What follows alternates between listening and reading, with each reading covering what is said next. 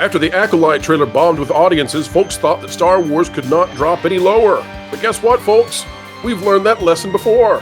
And yes, it's going lower. This time with a so-called maven of filth driving a video game into the gutter. Star Wars Outlaws is on the list of things we're covering today. But that's not all, because Joe Rogan has now brought Star Wars disgust into the mainstream.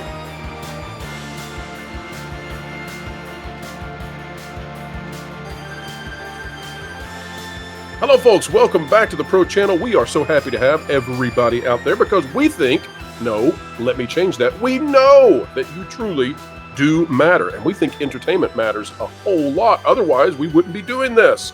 Joining us today is Michelle of Force of Light to wade into the cesspool that is Star Wars. Michelle, did you bring your waders? I did it, but maybe I should have. Oh no, you don't want to get into this muck. It is a muck indeed, and folks, let's get started with an article out of thatpartplace.com. As we do so, click that like button, share, subscribe, and click it, stick it to the algorithms. It's the notification bell. This one by John Trent. Star Wars Outlaws lead writer, the quote-unquote maven of filth, Nikki Foy's social media protected and website password protected as Star Wars trailer gets huge negative reaction. This is a screenshot from Star Wars Outlaws. It'll be coming out this year from Ubisoft. It says, Star Wars Outlaw lead writer, the maven of filth, Nikki Foy, locked down her social media account on X and password protected her website as the game's newly released story trailer was lampooned, and not in a good way. This is not featuring Chevy Chase. Ubisoft released the game's first official story trailer on April 9th, and it's received a ton of negative reaction. It has nearly as many dislikes as likes. As of writing, it has over 25,000 dislikes and 26,000 likes. There's a screenshot of that, just exactly what we're seeing and watching. Folks, we can go through this if you want. I mean, this is yet another. This is a replay. This is deja vu all over again, as Yogi Bear would say.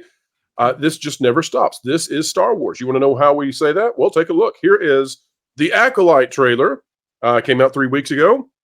189,000 likes to 666,000 dislikes. Apparently, the Cosmos are telling us something today, Michelle. I kid. We don't take that seriously. But Michelle, how can we be at this place where Star Wars continuously does this and there's never a correction? There's never nobody ever steps in and says, you know, how about we not suck today? How about we actually not put out garbage? Anybody up for not putting out garbage? Anybody?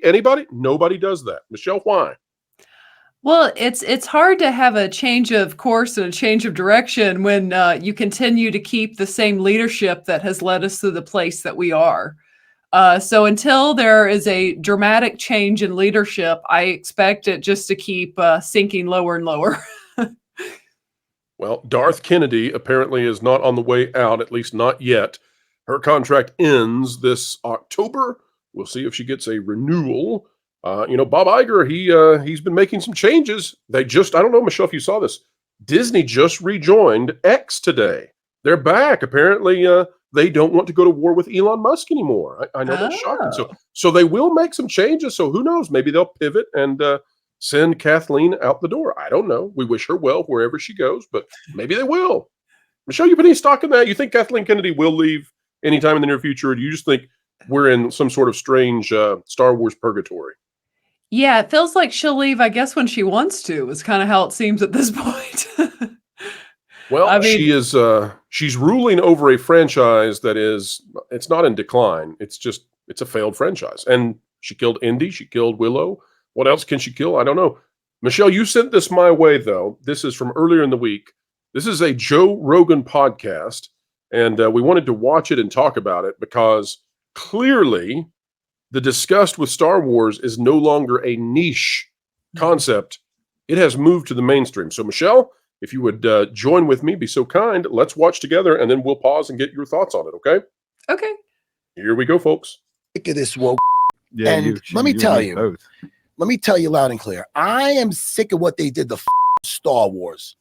They took a shit all over it. Marvel. They get angry. Marvel Listen, fan. I love everybody. You know, I love everybody, and I have 3 daughters. I love strong like female characters. Vasquez from fucking Aliens. Oh yeah. Right? Oh, she was bad. Sigourney Weaver. So, yes, Alien Linda One. Hamilton. I'll go Linda on. Listen, Hamilton, Terminator. no, there's nothing. How about this? There's nothing wrong with making everybody now. Michelle, let's pause there for a moment because it's fun to me to watch these. Everybody around this table is like hyper athletic, right? And here they are geeking out about Star Wars and not in a good way. But Michelle, tackle this. They're talking about the strong female archetype and how these pre-existed whatever they're trying to do with Star Wars. Where are they missing the mark with Star Wars, Michelle, when they try to do the strong female character and it doesn't work? Why does it not work in Star Wars?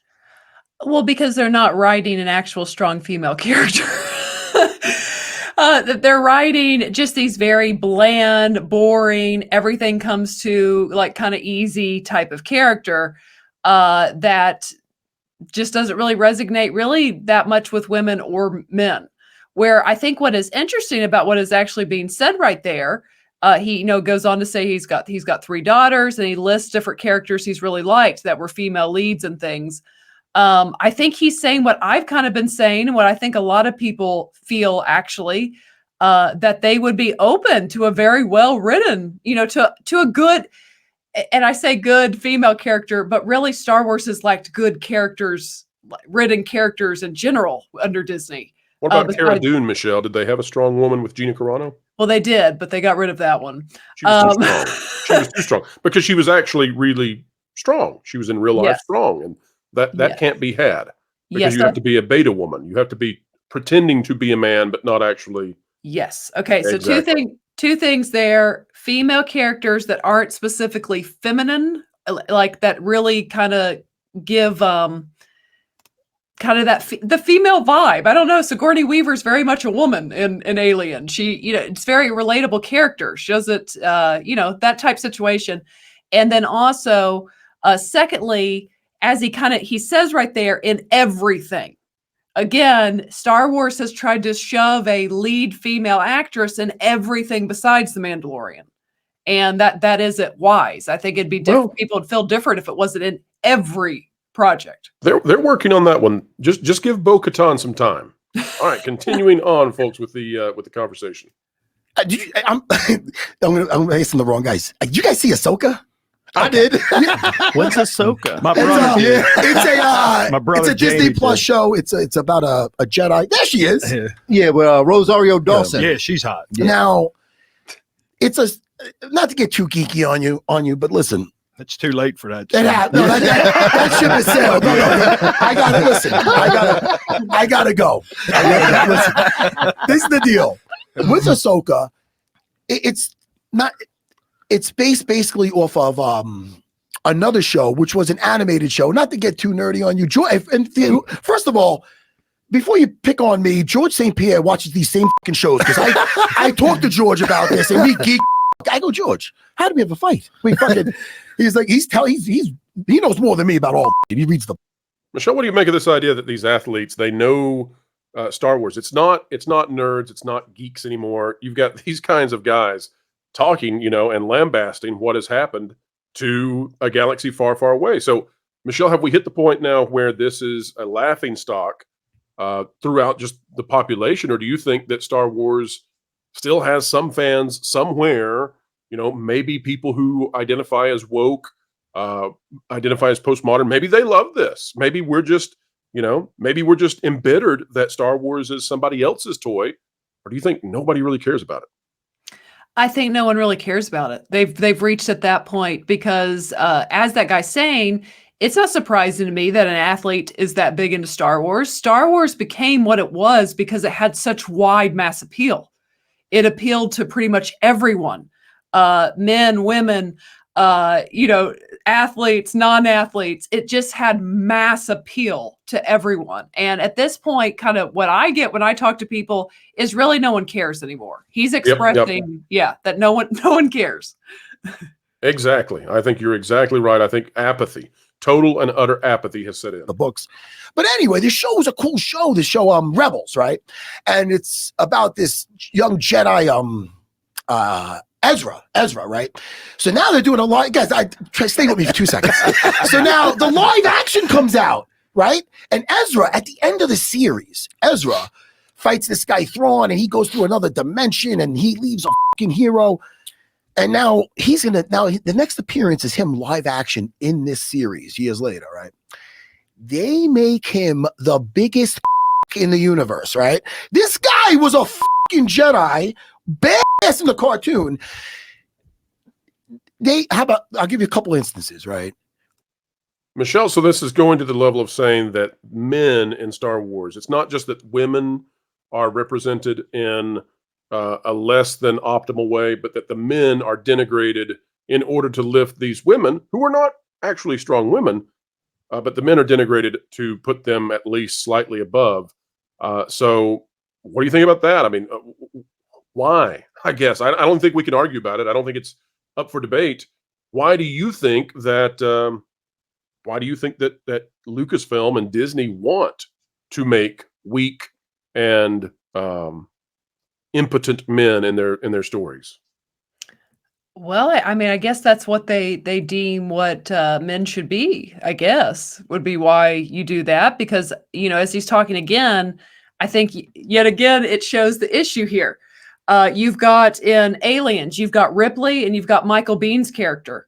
An excellent written female character doesn't have to belittle the male character. You've got Sarah Connor and literally Arnold Schwarzenegger in Terminator 2. They don't have to lower Arnold to make Sarah Connor rise above and be a strong female character. She just was. So that's the big problem here. A well-written, actual strong female character, you don't have to belittle and lessen the male character. You don't have to do this. They can both rise up and be excellent written characters. Michelle, do you remember when J.J. Abrams was defending the fact that Luke Skywalker basically isn't in The Force Awakens, and his excuse that he gave was that he said that every time Luke appeared in the script, Luke just kind of took things over. Yeah, and my response to that was, well, then the other characters suck because they should be able to stand up, against this other character. So yep. There's just something wrong in Star Wars. There's something wrong in Hollywood. Let's get back to the rest of the clip. They find them. They're on the planet. His friend finds him. I forgot her name, but she gives him she's like a Mandalorian. She gives his lightsaber. Do your thing.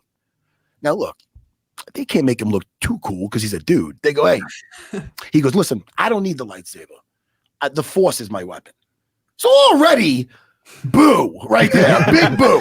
Really? He's the lightsaber. He's surrounded right now, so he's like doing some fucking hippie. It's whatever.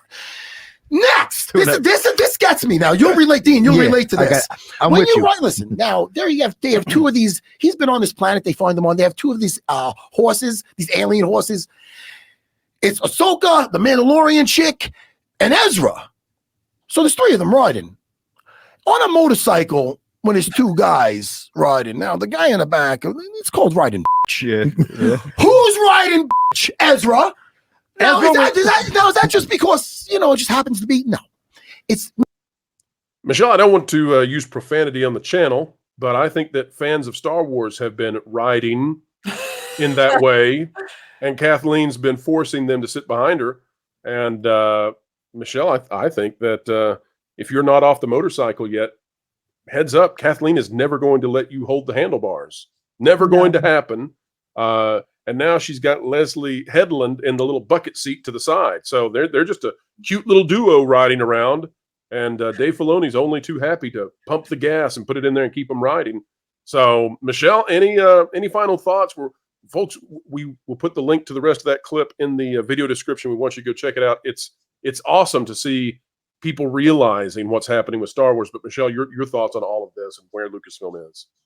Yeah, I think he's just vocalizing how most fans feel at this point about Star Wars. And again, I think you said it best, apathy. Apathy is totally set in with Star Wars. I didn't even react to the Acolyte trailer because I didn't care. We're to the point that it's been so many years of going in a direction people don't want that we've checked out, and it's going to take totally drastic turns and changes at Lucasfilm to ever begin to bring us back. And it's going to take years of goodwill to bring us back. I got a feeling it's going to take more than the Maven of Filth to help us to return.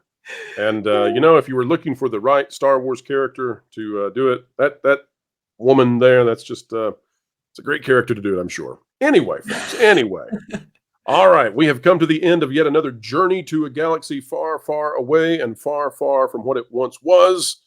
Folks, make sure you check out Force of Light with Michelle and her sister, Natalie. Michelle, tell us what you have coming up on your channel real soon. Yeah, we just put out, you can check out we're continuing our baseball theme there. You can check out our reaction to watching Major League, 1989's Major League for the first time. And then tomorrow we will have The World's End, the British comedy. That will be coming out as well, our reaction to that. So definitely check us out at Force Flight Entertainment. What's been your favorite piece of media that has been requested for you to watch in the past 6 months? What's been the best one? Gosh, in the past 6 months, man. Probably for me, of what we've done this year, I'm going to have to go Gladiator and Field of Dreams, probably. Oh, both very, very good. Now, you watched Ghostbusters as well, right? The original Ghostbusters? Well, but I'd already seen Ghostbusters. Natalie was the one who hadn't seen Ghostbusters. Fantastic. Did you see the most recent Ghostbusters Frozen Empire? I did. And? We haven't reviewed that. They can check that out. I thought it was okay.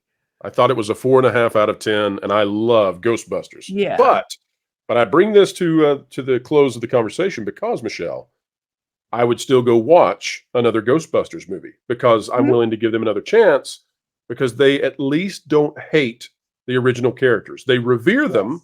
It's not the same quality. Star Wars, on the other hand, I think they hate their legacy. I think they hate their legacy characters. They hate their foundation. And now that George Lucas, came out and said, well, magic isn't for amateurs. I got to say, well, magic definitely isn't for whoever's at Lucasfilm. And George, love you, but you put Kathy there. So, all right, folks, it's time. Join in and be a part of sending this sucker out all across the airwaves of the world. Click the like button, share, subscribe, click it, stick it to the algorithms, hit the notification bell, and drop a comment down below. Let this not be two talking heads on YouTube, but instead join a community dialogue. Folks, if you've not checked out thatparkplace.com, it's got a brand new design. It's fantastic under the leadership of John Trent, editor-in-chief over there, and it peaked over 500,000 readers in the month of March. Truly, the revolution has begun. Pop culture news and analysis has a brand new home, and it's fair. Folks, wherever you are and whatever you're doing, keep learning, keep growing, and keep having fun. What? What?